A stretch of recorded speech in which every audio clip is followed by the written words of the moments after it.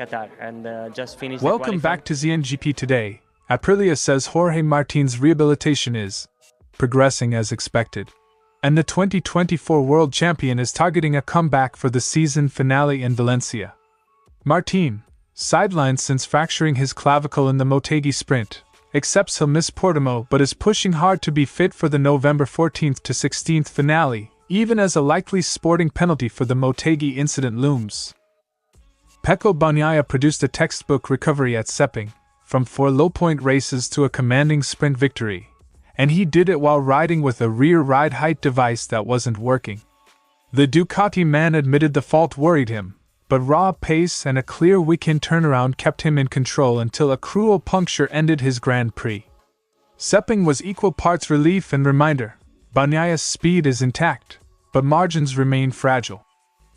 World SBK runner-up Nicolo Bialega has taken his first laps on a Ducati MotoGP prototype at Jerez, a timely audition as Ducati weighs short-term options to stand in for the injured Marquez. The test gives Ducati a fresh, race-ready alternative to longtime factory tester Michel Pirro and could decide who sits on the Desmosedici in the remaining rounds, or at least who gets priority for future MotoGP chances. Don't forget to click subscribe button and the bell icon for MotoGP news update.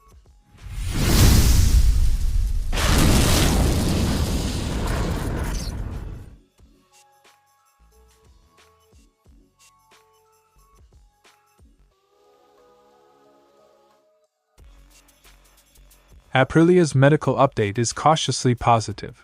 Martín has regained full mobility in his right arm after surgery to fix the displaced clavicle fracture, yet the bone has not fully healed. The team has scheduled a further check in the coming days to assess bone consolidation and fitness to race. "I'm working my heart off to be back this season." Functional mobility is an important milestone, but fracture consolidation, the factor that governs return to race clearances, remains the critical gate. Aprilia confirmed Martín will miss next weekend's Portuguese Grand Prix at Portimão to prioritize recovery. The rider's public aim is Valencia, a realistic target only if the upcoming medical checks show the fracture is healing sufficiently and clinicians clear him for the physical demands of MotoGP. With just one race weekend between now and Valencia, timelines are tight. A green light will depend on objective healing, not desire. Martín faces a likely penalty, probably a double long lap, for the Motegi Sprint collision that caused the injury. If he cannot serve that sanction before the season closes, it would be carried into 2026. That adds an administrative complication to any late-season return. Returning for Valencia would therefore be about more than fitness. It would also determine whether Martín starts 2026 with a penalty already served or still outstanding. Martín's 2025 campaign has been repeatedly interrupted by injury. He missed 10 of the opening 11 rounds and had only just rejoined the field before the Motegi setback. The latest fracture came during the start line collision with Aprilia teammate Marco Bezzecchi, a blow that again halted his momentum. The tally of missed races has turned what should have been a title defense into a season of rehabilitation and recovery management. While Martín sits out, Aprilia continues to push for strong results. Marco Bezzecchi is third in the standings and the factory is chasing a best-ever second in the constructors' classification. With both Martín and Marquez sidelined for Portimão, Aprilia's testing and development continuity will rely on stand-ins such as Lorenzo Savadori and the team's engineering program. The team balance matters, rider recoveries are crucial, but so is keeping the development path steady as the season closes. Jorge Martín's message is determined and direct: he wants to be back. Aprilia's medical note gives hope. Mobility is restored and healing is underway, but the clock is short. Valencia remains the target, not a promise. For the champion, the next medical checks will decide whether he returns to race or continues to prioritize a fully healed shoulder for 2026. Bagnaia discovered his rear ride height device wasn't functioning in the sprint, a system riders rely on to stabilize launches and acceleration. Initially alarmed, he checked the timing screens and found that, despite the mechanical scare, his lap times were super fast. Honestly, I was quite scared, but then I looked at the times, and I was quite surprised. I was super fast. Some circuits punish missing electronics. Sepang's low grip actually masked the disadvantage, letting the GP25's balance and Bagnaia's feel cover the missing device. Bagnaia explained that the Red Bull ring-style stops and starts of Sepang and the low grip made extra suspension travel advantageous, effectively reducing the negative impact of a non-working ride height device. On tracks with higher grip, he warned, the lack of the system would cost acceleration. He noted that on low-grip tracks the bike's movement can be beneficial. On grippier circuits the missing device subtracts real acceleration. It's a reminder that tech faults aren't equally harmful everywhere. Track characteristics matter hugely. The weekend was a reversal of recent misery. After poor showings at Mandalika and Phillip Island, Bagnaia and Ducati found a setup that worked at Sepang: pole position, a lights-to-flag sprint and the chance to contest the Grand Prix. He left Malaysia with clearer clues about the GP25's behavior. Here we worked after not a good Friday.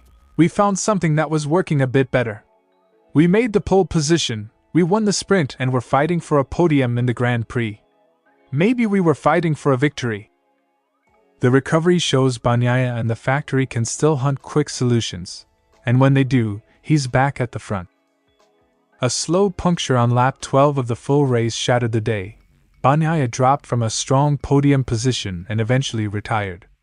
What began as a mechanical scare in the sprint ended as bad luck in the GP, underlining how little separates success from misfortune.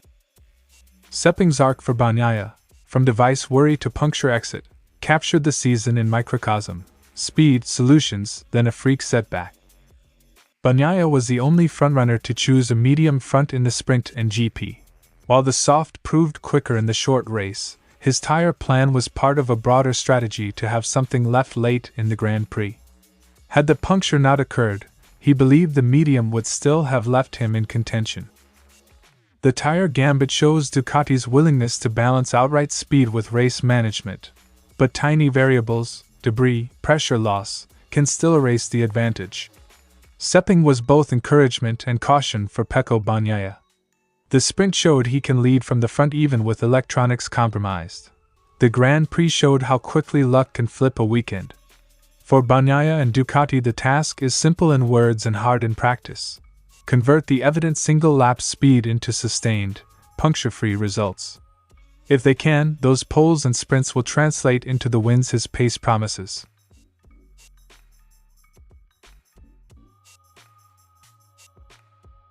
Nicolo Bilega completes first MotoGP test, a ready option to replace Marquez.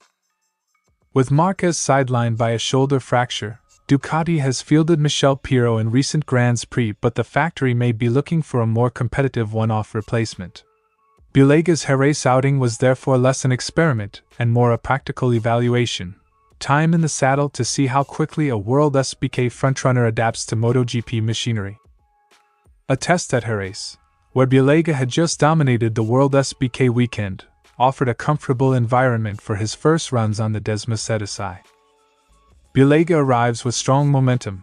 He finished second in the 2025 World SBK standings, behind Toprak Razgatlioglu, and swept the final Jerez round. Ducati's World SBK program already trusts him, and those wins make him an obvious candidate to try a factory MotoGP bike in race trim. Success in World SBK doesn't guarantee immediate MotoGP results, but Bilega's pace and recent form lower the risk of a one-off insertion. Pirro has been Ducati's go-to test rider and has filled in this year, but recent race results, 18th at Phillip Island, 17th at Sepang, have left Ducati with few on-track data points of competitive race pace. Bilega offers a different profile, a front-running WSBK racer used to high speeds and heavy braking who might translate more readily to MotoGP race intensity. The decision is pragmatic. Ducati needs someone who can both finish and provide usable development and performance feedback under race conditions. Bilega completed runs at Jerez alongside a Michelin World SBK tire test. No official lap times were released, but the key objective, getting seat time and confirming basic ergonomics, braking feel and throttle response, was met.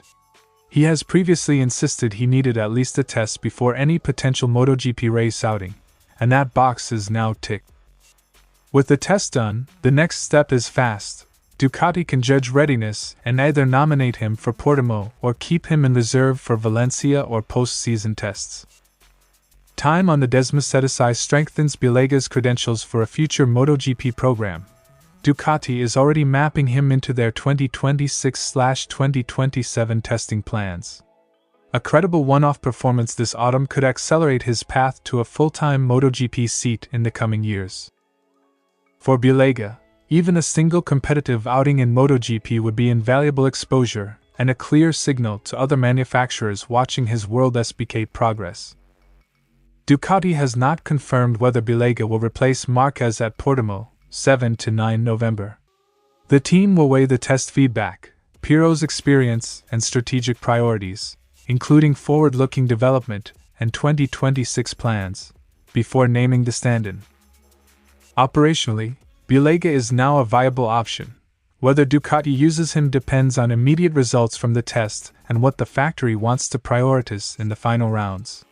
Nicolo Bilega's Jerez shakedown was short but significant. Ducati now has a fresh, race-proven candidate ready for MotoGP duty. The test doesn't guarantee a Portimão ride, but it closes a logistical gap and gives Ducati a credible alternative to Piro should the factory want to take a gamble on a young rider with strong recent form. For Bilega, it's an important audition. For Ducati, it's a practical choice between continuity and upside. Thanks for watching ZNGP Today, and this is your MotoGP news update. And see you next time!